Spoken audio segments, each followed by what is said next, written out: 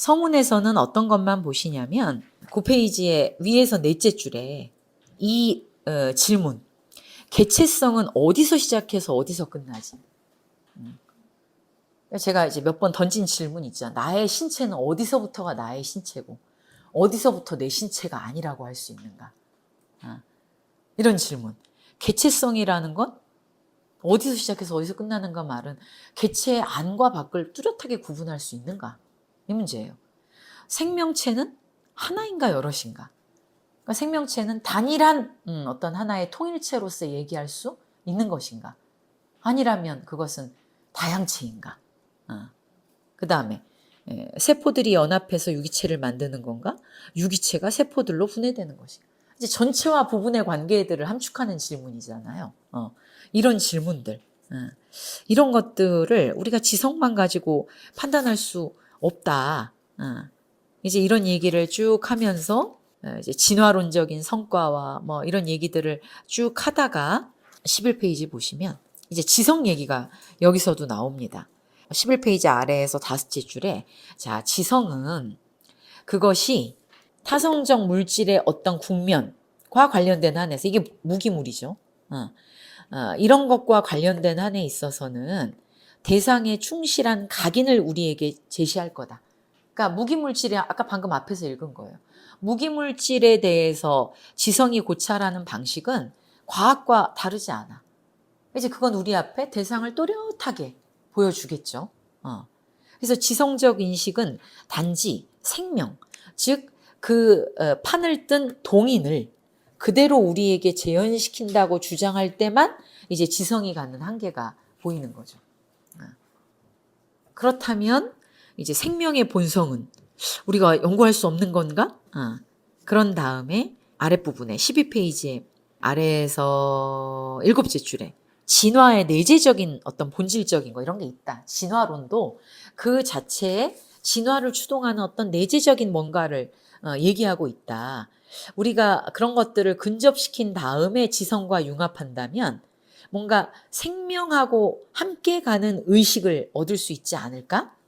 그렇게 말하면서 이 의식이 자신의 뒤에서 느껴지는 생명적 추진력에 대항하여. 그러니까 이건 무슨 말이냐면 이제 우리는 과거에 있었던 것을 동력으로 삼아서 앞으로 가고 있잖아요. 이건 되돌릴 수가 없으니까. 그러니까 뭔가 뒤에서 나를 계속 앞으로 미는 추진력이 있다는 거예요. 생명력이. 그걸 가지고 계속 나아가는데 의식이 이 생명을 파악하려고 그러면 뒤를 돌아서 가지고 미래를 볼 게 아니라 희미하지만 내가 온 길을 내가 지금 여기까지 여기에 이르기까지의 그 자취들을 조망할 수 있어야 되지 않을까? 그게 이제 진화론적 사고인 거지. 도대체 생명은 어디에서부터 원래 생명이 아니라는 거잖아. 원래 인간이 인간으로 주어지지 않았다는 거잖아요. 진화론이 밝힌 건. 그럼 도대체 어떤 길들을 경유하면서 생명은 여기까지 온 것일까? 앞으로만 보지 말고. 이거는 진화론이 이제 당시에 받아들여지면서 20세기 초까지만 하더라도 약간 발전적인 것처럼 느껴졌죠. 사회 발전론도 진화론의 영향이잖아요. 그래서 지금 우리가 이렇게 진화를 해가지고 인간이라는 정점에 이르렀다면 우리는 발달할 수 있을 거, 발전할 수 있을 거야. 이런 거기도 하고 약간 인간을 진화에 완결된 상태? 진화의 정점으로 삼는 방식으로 진화를 사고했죠. 많은 경우. 사회 진화론이 딱 그런 거잖아요. 그래서 인간은 드디어 이 모든 생명체의 진화의 과정에서 결과에 이르렀어. 그럼 이게 뭐가 돼요, 진화론은? 그럴 때 목적론이 되지.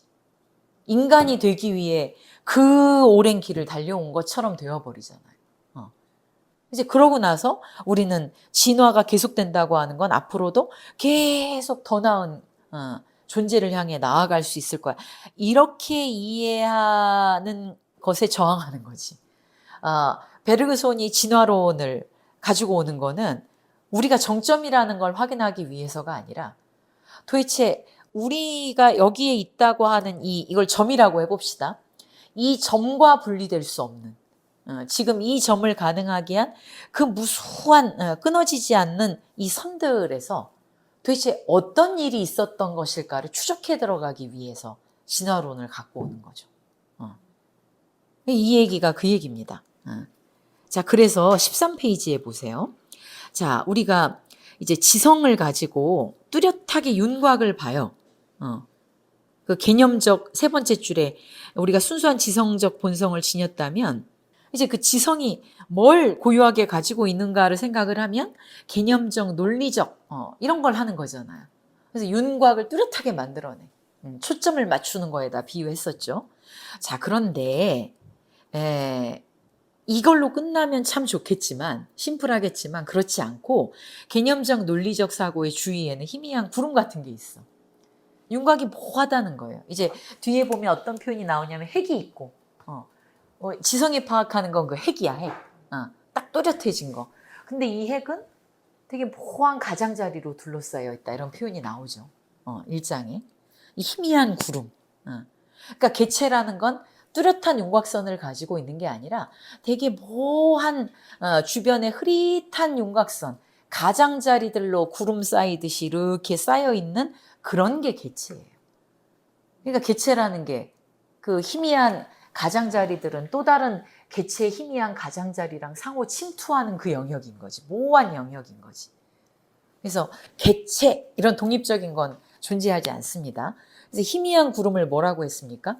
희미한 구름이란 우리가 지성이라 부르는 빛나는 핵이 형성된 대가로 희생된 자양분 그 자체로 이루어진 것이고 거기에는 지성을 보충하는 어떤 힘들이 있다.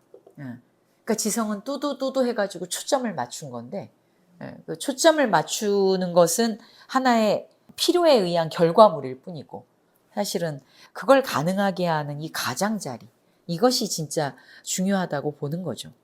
그래서 자신 속에 틀어박혀 있을 때는 혼란스러운 느낌밖에 가질 수 없지만 이제 그 힘들이 자연의 진화 속에서 활동하는 것으로 나타난다면 우리는 그 희미한 구름에 대해서도 뭔가 이야기 해볼 수 있을 것이다. 이걸 하려고 하는 거죠. 그래서 인식론과 생명이론이 우리에게는 상호 불가분적인 것처럼 보인다.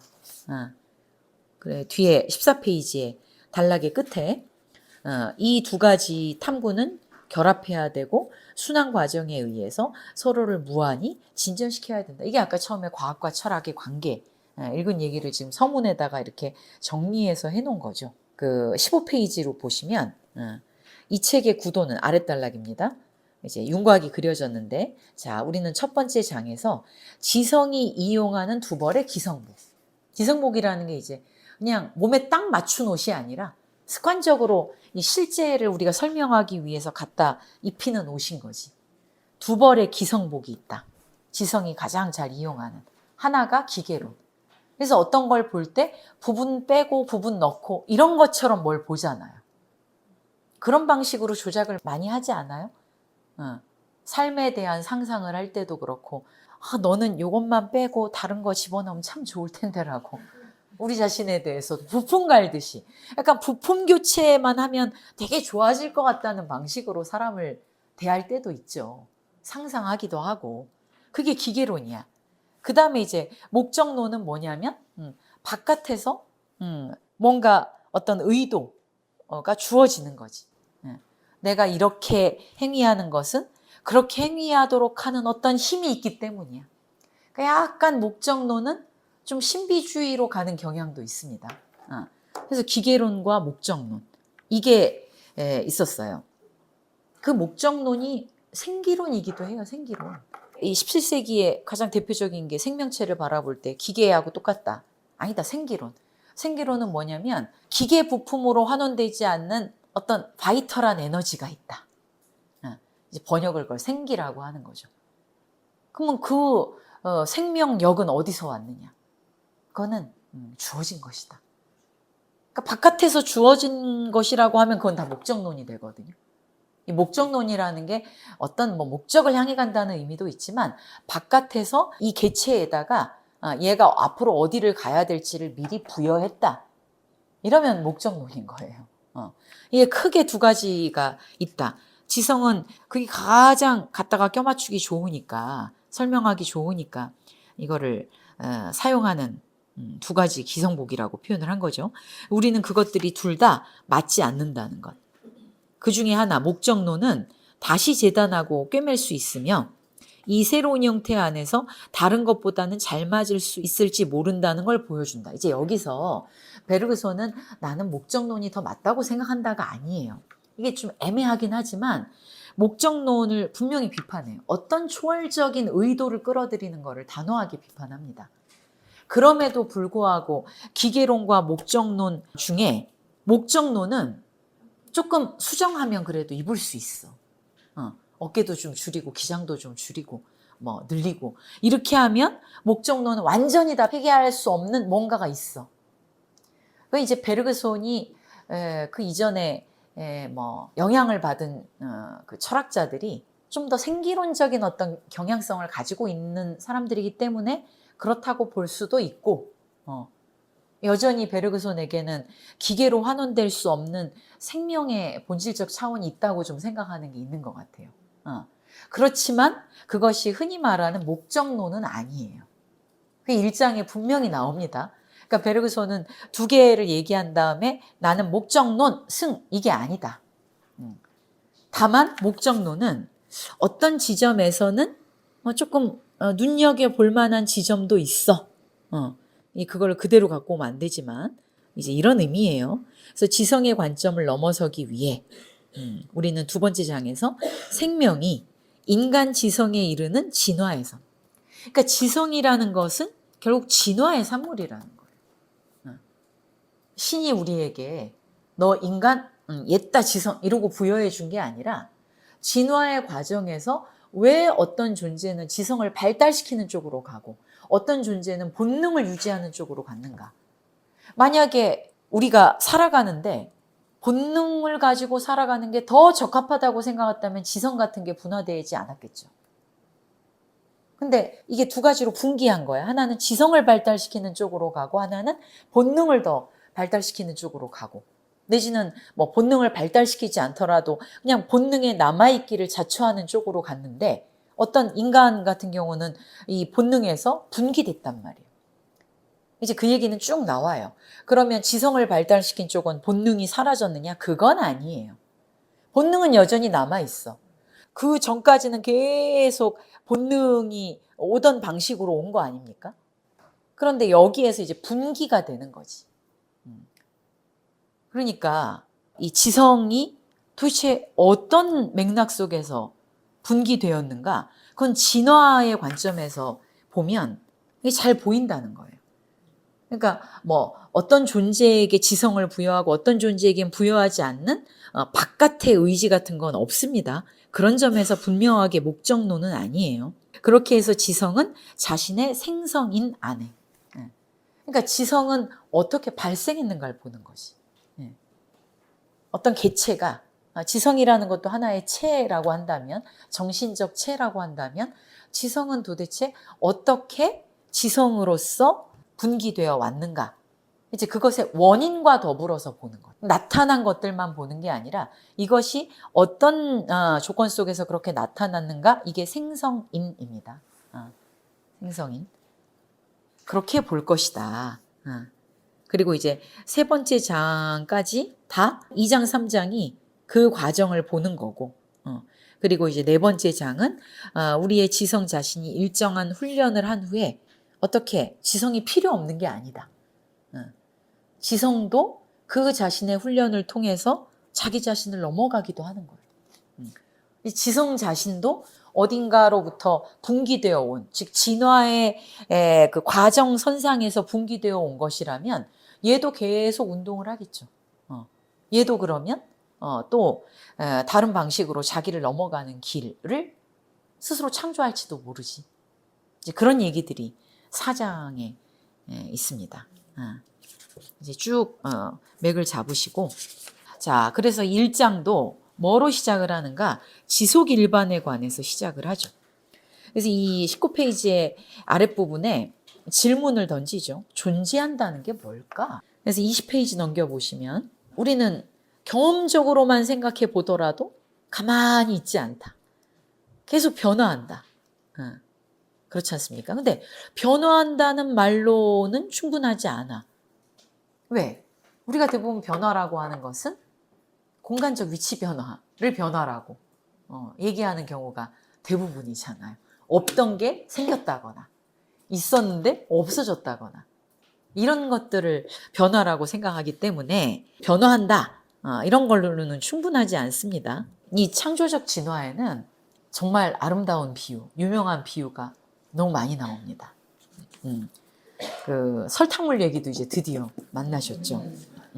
21페이지의 네 번째 줄에 내 기억이 있어서 이게 지금 과거의 무언가를 계속 현재로 밀어넣어. 그래서 운동하는 신체에 계속 기억이 삽입되는 거죠. 어떤 기억이 어떤 식으로 삽입되는가는 지금 내 신체가 어떻게 운동하는가, 어떤 판 위에서 어떻게 운동을 하는가, 주의 깊은 운동인가 그렇지 않은 운동인가 등등에 따라서 어떻게 기억이 삽입되는가는 다릅니다. 자, 현재로 밀어넣는다. 내 영혼의 상태는 시간의 길 위를 전진하면서 그것이 끌어모으는 지속으로 끊임없이 부풀어 간다. 일종의 문학적 비유죠. 우리의 영혼, 그러니까 정신이라고 하는 것이 그렇게 과거가 계속 현재를 파고드는, 즉 현실화되는, 그러면서 또 그렇게 경험한 현재는 또다시 과거가 되는. 그래서 이 지속이라고 하는 게 말하자면 계속 눈사람처럼 부풀어 오른다고 비유를 한 거예요. 자기 자신을 가지고 눈사람을 만든다.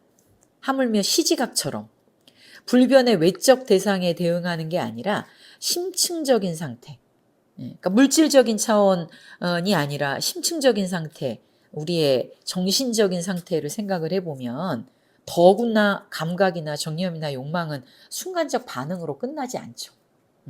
이게 계속 이전에 있었던 것이 또 다른 방식으로 변형되고 그 변형된 것이 또 기억을 전체적으로 물들이기도 하면서 그러면서 운동에 나갑니다. 그런데 우리는 이렇게 부단히 변화한다는 거에는 주의를 기울이지 않고 이제 그것이 점점 커져서 신체의 새로운 태도를 각인하고 주위에 새로운 방향을 새겨 넣을 때, 말하자면 어떤 상태로 딱 나타날 때, 점적으로 딱 나타날 때, 그럴 때만 변했네? 이렇게 주목하는 거예요. 부단하게 한순간도 변화하지 않을 순간은 없는데도 우리가 인식하는 것은 뭐가 있다가 없어진 거, 없다가 생겨난 거. 그리고 이런 순간에 사람들은 상태가 변화했다, 이렇게 생각한다는 거예요. 진실을 말하자면 사람들은 끊임없이 변화하고 있으며 상태 그 자체가 이미 변화다. 그래서 맨 아랫줄에 변화는 연속적이다. 그리고 22페이지에 가시면 22페이지 아래에서 여섯째 줄에 불연속적인 것처럼 보이는 출현, 갑자기 툭 튀어나온 것처럼 보이는 그런 출현들은 그 자체가 연속적인 것을 자기의 기반, 자신의 파운데이션으로 깔고 있는 거예요. 이제 거기에서 부각되는 거고, 그러한 출현들은 그 지반 위에서 지반을 떠나 있지 않아요. 지반 위에서 그려지고 그것들을 갈라놓는 간격, A, B, 이 불연속의 간격이 있잖아요. 그 간격들도 사실은 뭐를 나타내고 있는 거냐? 지속을 나타내고 있어요. 그 지속에 비치고 있는 것이다. 부단하게 변화하는 이것이 있지 않다면 우리가 지성으로 확인하는 혹은 신체적으로 확인하는 불연속이라는 것도 나타날 수 없다는 거예요. 그래서 말하자면 비유하죠. 팀파니. 교향곡을 이렇게 듣다가 팀파니 소리는 되게 잘 들리잖아. 교향곡을 온갖 악기들이 있으니까 제1바이올린, 제2바이올린 그냥 다 짬뽕돼가지고 들리죠. 음악을 이제 많이 안 듣는 사람들은 다 무슨 어디서 피아노 소리가 나는지, 어디서 이게 비올라 소리인지, 바이올린 소리인지 그냥 다 뭉뚱그려 듣잖아. 그러다가 갑자기 악기가 눈에 띄는 건 팀파니지. 친 하고 치면 팀파니다. 다 졸다가 팀파니 치면 팀파니 소리다. 이게 그렇게 깨지 않습니까? 그런 거 비슷한 거야. 그래서 이렇게 서로 침투하는 그 음악의 악기 소리들에서 되게 이렇게 딱 어떤 점적인 것을 우리한테 인식하게 하는 그런 팀파니 소리에만 귀를 기울이게 되는 것처럼 우리는 변화를 그런 상태의 출현과 더불어서만 인식한다. 이런 얘기들을 쭉 하는데 사실은 근데 나눌 수 없다 이거거든요. 그러면서 23페이지에 시작하는 단락 보세요. 그러나 우리의 주의는 상태들을 인위적으로 구분하고 분리해요. 그런 다음에는 분리해 놓은 다음에 다시 묶어야 돼. 따로따로 있는 것들을 사후적으로 묶죠. 원래 분리가 되어 있지 않았는데. 그래서 주의는 어떻게 상상하느냐. 이제 우리가 그렇게 다 따로따로 있는 것들을 다 묶으면서 무정형의 무관심하고 부동적인 자아를 상상해요. 그러니까 베르그손에게 자아라고 하는 건 상상의 산물인 거예요. 우리가 뭘 느낄 때 다 따로따로 주의를 그런 팀파니 같은 악기가 연주될 때만 주의를 기울여. 그래서 A 점, B 점, C 점 이렇게 다 따로 되는 것을 인식하다가 근데 이게 뭐 따로따로 되는 게 아니잖아요. 우리가 이거를 나중에 이제 하나의 실로 꿰죠. 인과관계로 묶든 시간적인 관계로 묶든 어쨌든 우리가 벌어진 것들을 우리의 의식 속에서 이렇게 묶잖아요. 묶을 때 나타나는 게 바로 자아인 거예요. 그러니까 우리는 물질처럼 순간적으로 경험하고 있고 순간적으로 경험하고 잊어버리고 이러지 않죠. 신체만 있다 그러면 순간적으로 경험하고 지나가겠지만 우리의 의식은 어제 이런 일이 있었고 오늘 이런 일이 있었지 이렇게 꿰잖아요. 그걸 꿰일 때 거기서 아무것도 아닌 척, 무관심한 척 이렇게 등장하는 그런 게 자아입니다. 그러니까 자아는 요청되는 거예요. 자아가 있어서 이런 게 아니라 자아는 그런 인식의 작동과 더불어서 요청되죠. 그 이제 단락의 5째 줄 끝에 유동적이고 불명확한 색조들, 뉘앙스죠. 뉘앙스들의 세계야, 지속의 세계는. 뉘앙스가 계속 침투하면서 변화하는 여기에서 우리의 주의가 그거를 마치 진주 목걸이처럼 그러니까 진주 알알이 다 다르게 따로따로 있잖아요. 그렇게 세계를 인식한 다음에 이제 그것들을 하나로 쭉 꿰는 게 꿰어진 결과로 탄생하는 게 자아인 거지. 그러니까 자아는 그거를 꿰는 것과 동시에 탄생한 결과물인 거예요. 이게 실이죠, 실. 견고하면서 진주를 이어주는 하나의 실. 그래서 우리가 어제도 나였고 엊그제도 나였고 계속 태어나면서부터 내가 나의 삶을 살았다고 생각하지 않습니까? 하루하루를 다 진주알로 인식하면서 그 진주알을 하나로 꿰는 게 바로 나야. 이렇게 사후적으로 생각을 한다는 거죠. 그러나 순서적으로 생각하면 뒤바뀌었다. 사실은 무채색의 기체가 그거를 뒤덮는 뉘앙스에 의해서 계속 물들게 되는 거예요. 그 물들임만이 어떻게 보면 있는 거죠. 근데 이제 그게 우리가 이게 의식되지는 않잖아요. 의식되는 건 언제나 지성에 의해서 이거다 저거다라는 것만 의식되니까 기체는 우리한테 존재하지 않는 것처럼 느껴지지. 그래서 우리는 채색된 것만 지각을 합니다. 그래서 뒤에 이제 넘겨보세요. 24페이지에 자 만약에 우리가 이렇게 생각하는 방식으로 세 번째 줄에 무감동한 자아 그러니까 자기는 아무런 개입하지 않는 되게 객관적인 자아가 있는 것 같잖아요. 그런 자아에 의해서 종합되는 분리적 상태로 구성되는 거다 그러면 지속은 없는 거지.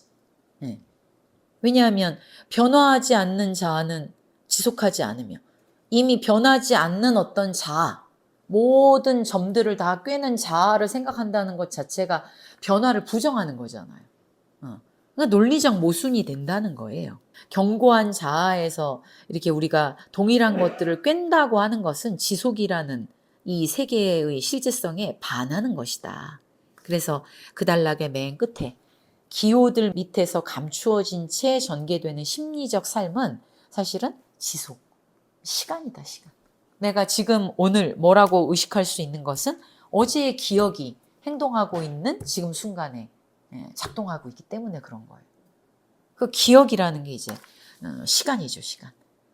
그 심리적 삶의 바탕에 있는 건 자아가 아니라 시간이다. 중간 부분에 과거는 그 자체로 보존된다. 과거는 아마도 그 전체로 매 순간 우리를 따라온다. 그러니까 과거가 점점 있는 게 아니라 지금 이 행동하는 순간에 과거 전체가 이미 작동하고 있는 거거든요. 우리가 최초의 유년기부터 느끼고 생각하고 원했던 모든 게 다 거기 과거에 있다. 우리가 그거를 다 떠올리지 못할 뿐이지. 과거는 그 자체로 보존되어 있다. 곧 그것에 합류하게 될 현재에 기대어. 그것을 밖에 남겨두고자 하는 의식의 문을 밀어내면서 그러면서 계속해서 행동하는 신체를 밀고 들어온다. 그래서 베르그손이 이미 물질과 기억에서 얘기했지만 두뇌는 뭐냐? 저장 기제가 아니다. 베르그손은 시종일관하게 두뇌를 운동기작이라고 보죠. 두뇌는 뭐에 비유됐다? 중앙전화구. 정보가 들어오면 그 정보들을 종합적으로 처리해내서 산출하는. 그래서 운동기제인 거지 두뇌에 특별히 뭔가 보존되어 있지 않다. 이게 되게 독특한 기억에 대한 지점이라 그랬죠. 26페이지로 넘어가 보세요. 위에서 6줄 보세요. 우리가 뭐고 우리의 성격이라는 게 뭔가? 캐릭터라는 게 뭘까? 이제 이 질문을 하면서 그것은 이 비유도 되게 많이 인용되는 비유예요. 우리가 출생 이후부터 살아온 역사를 응축한 것이고 우리의 성격이라는 게 심지어 출생 이전의 역사 부모 미생전이지 이 업이지 업 그걸 응축한 것이기도 하다. 왜냐하면 우리는 출생 이전의 성향 내가 출생하기 이전에 뭐 유전자에 내포된 성향일 수도 있고 더 들어가면 동물적 성향이기도 하고 더 밀고 들어가면 무기물의 성향일 수도 있지 심지어.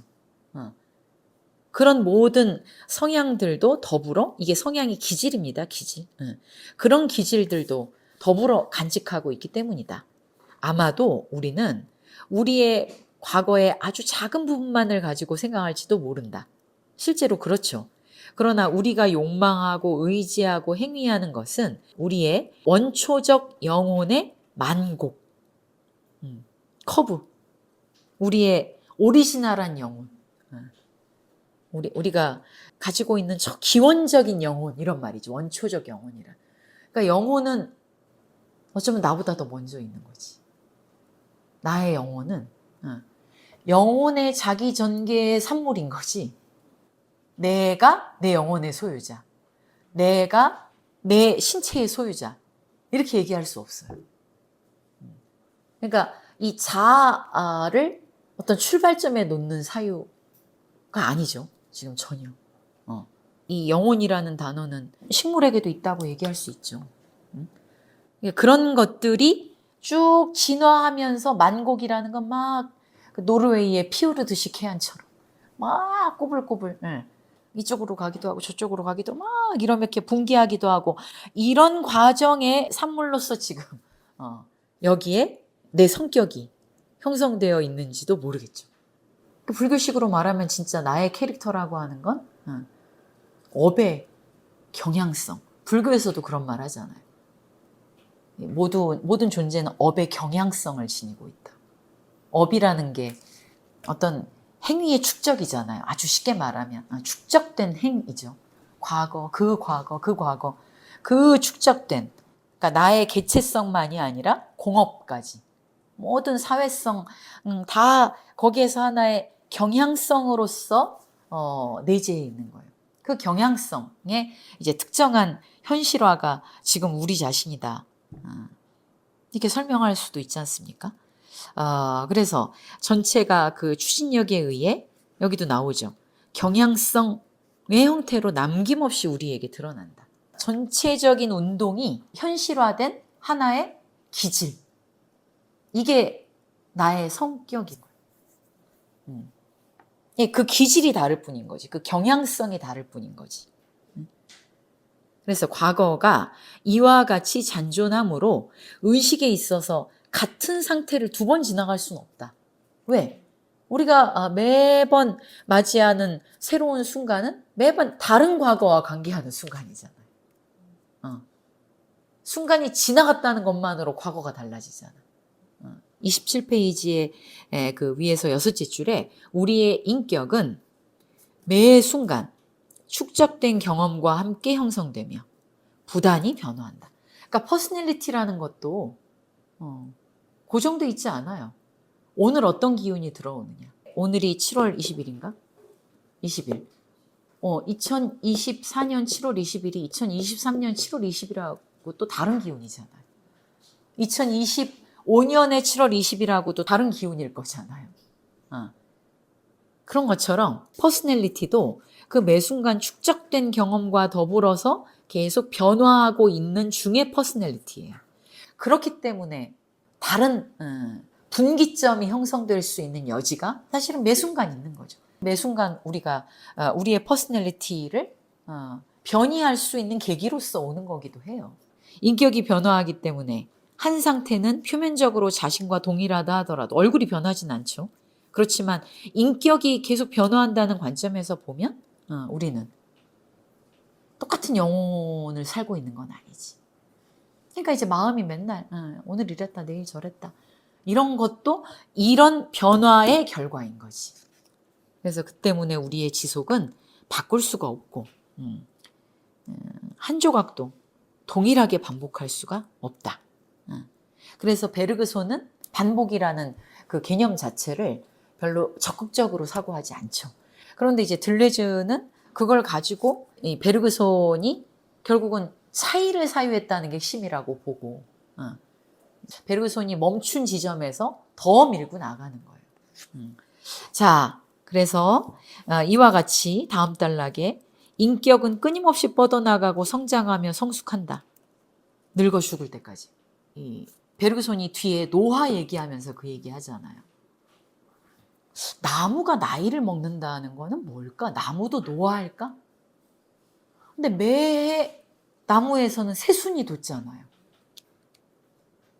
그러니까 저렇게 또 막 푸르러지잖아. 그럼 노화가 뭐지? 이게 노화라는 거를 우리가 인간에게 놓고 보면 막 늙어간다는 것에 대한 표상이 있는데 나무를 놓고 보면 왜 그런 방식으로 늙어간다고 생각을 하지 않을까? 되게 재밌는 발상 아니에요? 그러니까 나무는 매년 봄 그리고 저 가지치기 안 하면 계속 뻗잖아요. 그거는 그러면 나무가 늙은 것의 증거일까? 젊은 것의 증거일까? 그러니까 우리가 늙었다 젊었다는 표상이 얼마나 이 공간적 표상인지가 거기서도 나오죠. 그러니까 베르그손에게는 이제 그 과정이 노화라기보단 성숙이죠. 성숙. 이 성숙이라는 게 뭐 더 성숙해진다. 뭐 이런 차원이라기보다는 변이라는 말에 가까워요. 성장과 성숙이라는 말이. 그것의 각 순간은 새로운 것으로서 이전에 있던 것에 덧붙여져. 그래서 과거도 매번 차이와 더불어 새로워지는 거죠. 나아가 그것은 단지 새로운 게 아니라 단지 그냥 새롭기만 한 게 아니라 그 새로운 것이 어떻게 이전으로부터 또 다른 분기점을 만들어낼지는 결정적이지 않아. 그런 점에서 예측 불가능한 것이다.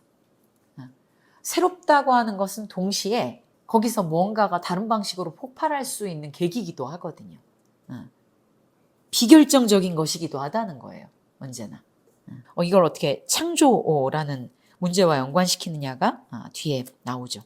28페이지에 보시면 첫 단락의 끝부분에 지각된 모든 것을 게다가 현재가 거기에 덧붙이는 것과 더불어 자신의 개체성 속에 집결시킨다. 우리의 개체성이라는 건 그러니까 독립적이지 않다는 거죠.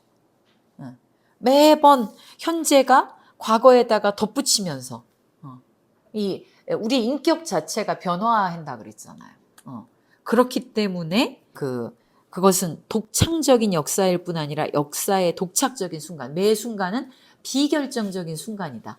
예측 불가능한 순간이다. 이 말은 그래서 독창적인 순간이다 이렇게 얘기하는 거예요. 그 순간이라는 건 지금까지 한 번도 없었던 순간인 것 같아요. 그러면서 또 비유를 해요. 베르그손 책은 이런 게 좋죠. 비유를 적재적소에 모를만 하면 비유를 들어주죠. 자, 초상화가 있어. 우리가 모델 생김새도 알고 성격도 알고 물감도 알고 다 알아. 그러면 초상화가 어떻게 그려질지를 아나? 아니라는 거죠. 초상화를 구성하는 요소들을 다 알고 우리가 요소들로 다 나눈다고 하더라도 그것이 합해진 것이 초상화는 아니야. 그리고 요소들을 가지고 있다고 하더라도 결과가 어떻게 될지를 예측할 수 있는 건 아니다. 그릴 때마다 초상화가 어떻게 될지 알 수 없죠. 그림을 그린다고 하는 건 완성해가기까지 매번 한 번의 붓질을 하잖아요. 근데 한 번의 붓질을 할 때마다 다음 붓질에 영향을 미치면서 다음 붓질이 또 이전에 이루어진 붓질을 또 바꿔놓기도 하죠. 그래서 한 번의 붓질과 더불어서 초상화는 어떻게 완성될지 모르는 채로 지금 가고 있는 거예요. 아시겠죠? 근데 우리는 어떻게 사고를 하느냐? 완성된 초상화를 놓고 여기 이제 초상화를 구성하는 요소들로 분해해. 그래서 요소들이 이게 분해된 것들로 다시 이렇게 재결합하면 완성에 이를 수 있다. 이런 식으로 생각한다는 거죠. 지금 초상화의 비유가 그렇습니다. 또 아래서 세 번째 줄에 우리의 삶의 순간들도 그러하다. 우리는 삶의 제작자. 이 비유는 여러 번 나오죠. 우린 장인이야. 장인은 자기가 만들고 있는 것과 더불어서 무언가 행위하고 있는 것과 만들어지고 있는 것과 이걸 분리할 수가 없지 않습니까? 머릿속에 아무리 어떤 완성품의 모델을 가지고 있다고 하더라도 지금 만들고 있는 것이 머릿속에 있는 완성품에 딱 일치하는 게 나올지 안 나올지는 알 수가 없어요. 그런 점에서 삶의 제작자라고 하는 거예요. 그리고 그런 장인들에게 장인의 비유로 생각해 보시면 매번 그릇을 만드는 장인이다. 그러면 그 그릇을 나무 그릇을 만들 때 이렇게 깎을 거 아니에요? 이게 깎을 때마다 만약에 한 번을 깎는데 너무 힘을 줘가지고 훅 패이게 깎았어. 훅 패이게 깎은 그 하나의 끌 작업 때문에 그릇의 모양이 원래는 이렇게 둥근 대접을 만들려고 했는데 이렇게 날씬한 잔을 만드는 걸로 변경될 수도 있죠.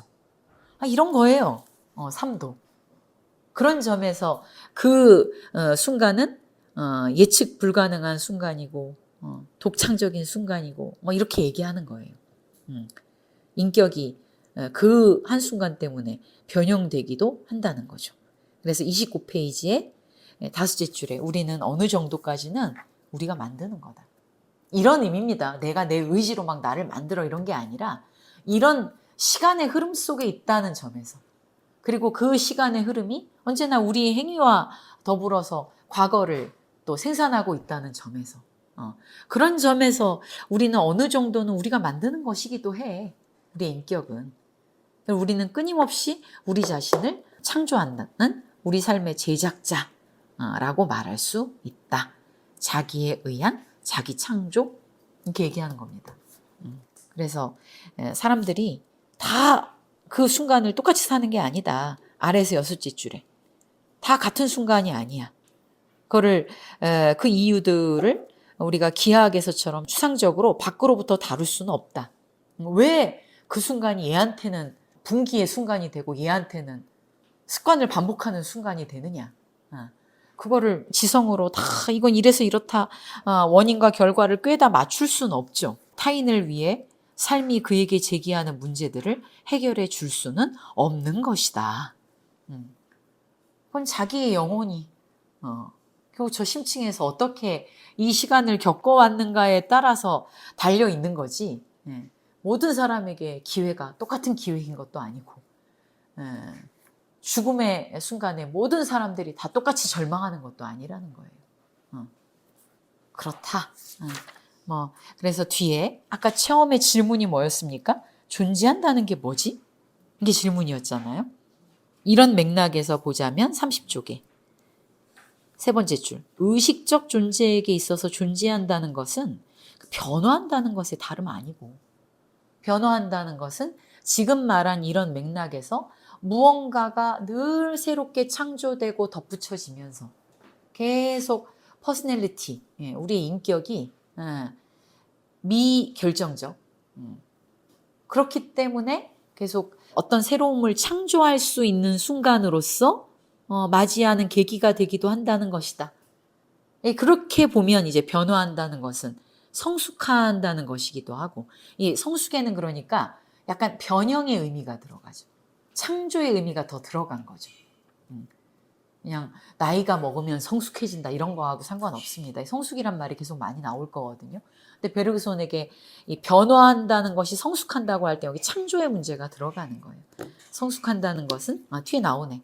자신을 부단히 창조하는 것으로 이루어진다는 것이다. 이게 존재한다고 말할 수 있는 것이다. 그러니까 어느 정도까지는 저절로 생명체가 그렇게 되는데, 의식을 가지고 있는 존재는 저절로 생명체가 자기 운동을, 그렇게 자기 창조하는 운동을, 신체도 그렇게 되는 거잖아요. 근데 의식을 가진 존재에게 있어서 이런 이제 생명체로서의 삶을 지속하면서 성숙한 삶을 산다는 건 뭘까? 그건 또 더 생각해야 될 영역인 거죠. 신체의 성숙과 또 다른 차원에서. 그러니까 늙어간다는 건 베르그손에게는 성숙한다는 것이기도 해요. 성숙해진다. 나무가 성숙해지는 거잖아요. 늙어간다는 게. 다만 거긴 조건이 있죠. 변화에 창조가 더해져야지. 변형이 더해져야 되는 거예요. 나무가 아무리 오래된 나무도 봄이 되면 새 잎을 피우듯이. 그게 창조 아닙니까? 이제 그러고 있느냐 없느냐, 이거는 의식의 문제를 가지고 따로 이제 나중에 4장에서 얘기가 나올 겁니다. 다음 시간에 1장 다음에는 꼭 끝냅시다. 자, 그럼 오늘은 여기서 마칠까요? 네, 수고하셨습니다.